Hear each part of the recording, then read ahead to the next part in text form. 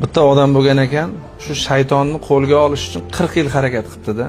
40 yil harakat qilib, shu kunlardan bir kun shartta butulkani olibdi-da, ichini ochib, o'sha shaytonni qo'lga olibdi. Qopqog'ini bekitibdi.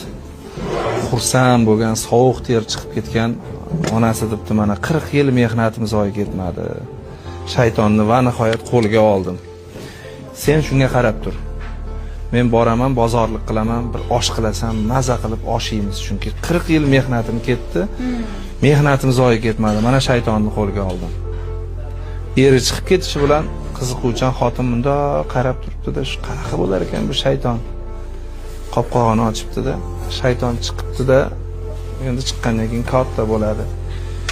Chiqib xaxalab kulibdi, "Ahmoq xotin" debdi, "Ahmoq xotinsan.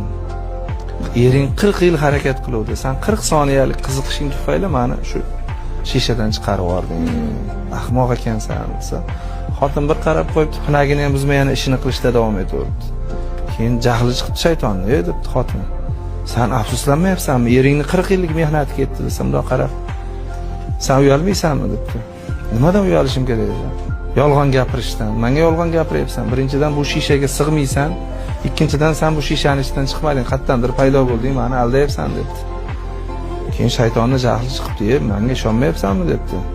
"Hozir ishga kirib ko'rsataman" debdi. "Kirolmaysan, sig'maysan" debdi. Shayton jahl ustida shartta butulkaga kirgan ekan, ayol oldimda qopqog'ini yopib qo'yibdi.